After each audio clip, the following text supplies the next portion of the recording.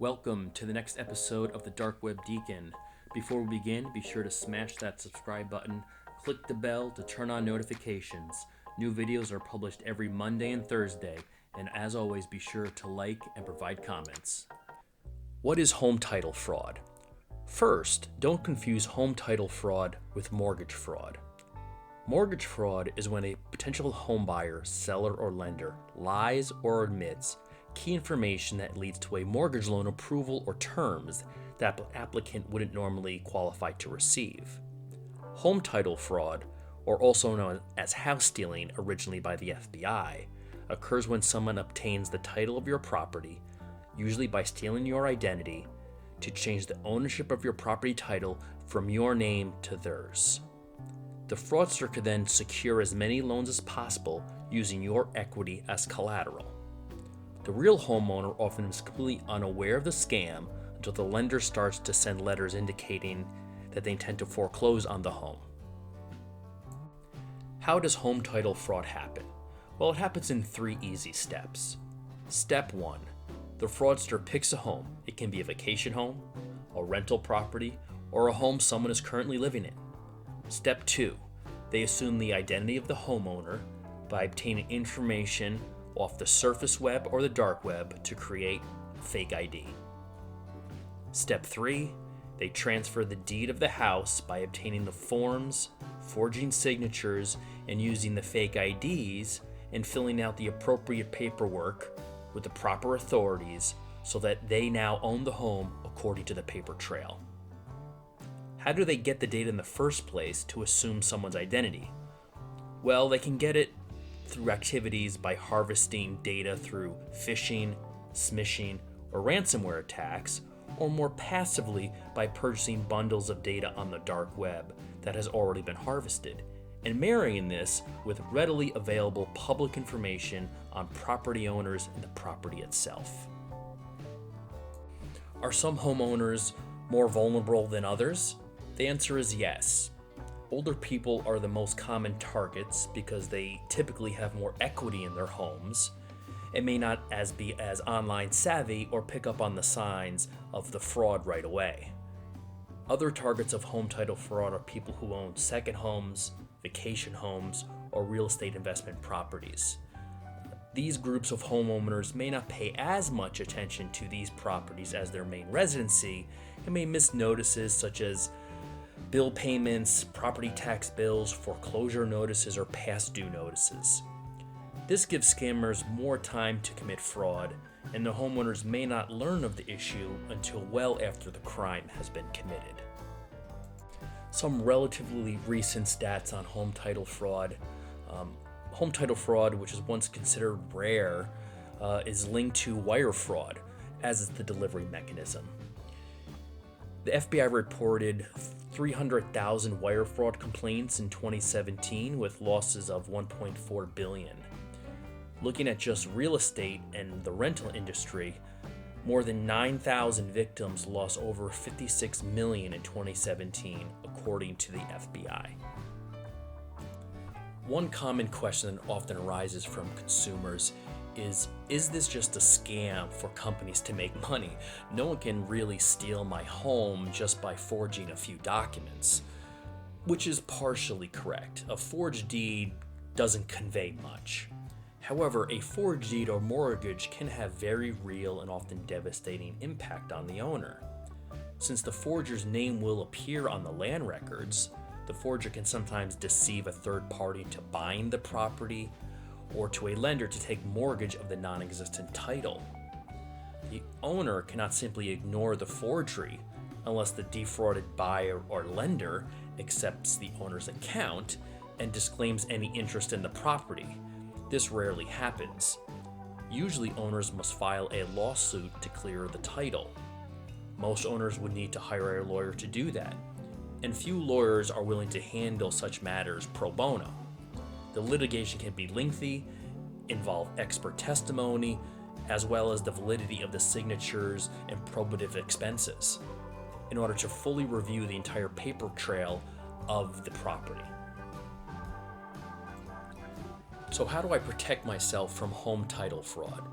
Well, I think there's 4 tips that I can give you that'll help in this case. Tip number 1, check your credit report. Checking your credit report can help you identify if a home equity loan has been taken out in your name as the scammers tried to leverage the current equity in your home. Tip number 2, pay attention to incoming bills. Make sure you receive all your bills, such as the tax bill, water bill, mortgage bill, and so on. Not receiving an expected bill can be a sign of home title fraud or possible identity theft. Tip number 3, pay attention if you receive an email or mail that doesn't make sense related to your home, such as an email or mail from a bank, a refi company, or an insurance company inquiring about recent changes made to your home. Don't assume it's a marketing mistake. It's always best to follow up. Tip number 4, you can get help from third-party services. There are service providers in the market that can help protect against home title fraud, either through title insurance or title protection services by locking your title. There is a company out there called HomeTitleLock.com. Home Title Lock is one of the services that says it will monitor your home deeds 24/7 to prevent title fraud. Currently, it costs about $15 a month. There is a way to do this for free. You can protect yourself for free by periodically checking your property's record on the website of your county's registry of deeds. So these paid services basically are taking away the manual effort of checking this periodically and automating it for you. The $64,000 question, I think, is, will a provider of title theft protection also pay for a lawyer to represent an owner in seeking to clear the title after a forgery? If the identity protection provider's terms do include these type of coverage of legal fees, then I think you are dealing with a service that can provide a real value to the consumer. But that's a huge if. I'm not aware of any providers of title theft protection who do cover their customers' legal fees in litigation to clear their title. And if a such provider does exist, their service most likely is going to cost more than the kind of nickel or dime a day rates that are currently advertised. So if you are looking to purchase home title and type of insurance, I would make sure to check out this provision and see if they do provide any type of legal fee coverage as part of the service. And finally, the underlying crime prior to home title fraud, as we discussed, is usually identity fraud. There are a lot of both free and paid services available to prevent or mitigate identity fraud. Please check out my previous video, Free Identity Theft Protection Advice in Dark Web 101, and I go into really specific detail on this topic. However, my quick 10-point checklist on ID theft protection is as follows. 1. Make a list of all your online accounts and categorize to help prioritize accounts to secure first. So think about creating a checklist of your financial accounts, your social media accounts, and your entertainment accounts. Number 2, make an offline list on paper of all your accounts and passwords and store in a secure location. Number 3, get your yearly free credit report from all 3 credit bureaus to get a baseline on your credit history. Tip number 4, leverage free dark web scans of emails, SSNs, and phone numbers that are available from several vendors. Tip number 5, if you do have kids, freeze your child's credit file if they're under the age of 16 across all 3 credit bureaus. Number 6, lock your credit file in at least 1 bureau with online services. 3 is ideal, and they are mostly free, but unfortunately they're not coordinated, so you can't just do it with 1 bureau and expect your credit file to be locked across all 3. You kind of need to you'd have to manually do it across all 3. So I recommend at least doing it on one of them, and chances are that'll at least help mitigate. Number 7, make sure your home Wi-Fi network requires a password to access it. Number 8, have a fake email and random password for non-essential online accounts you create.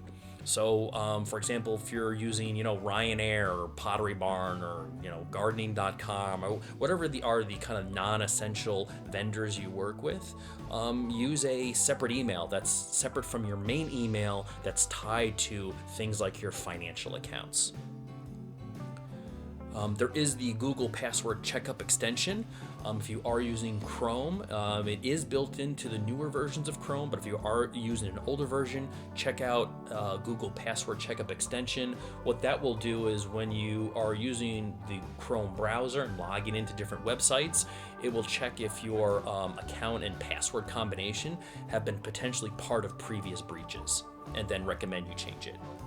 And then number 10, use two-factor authentication, 2FA as it's called, on all important accounts if they exist.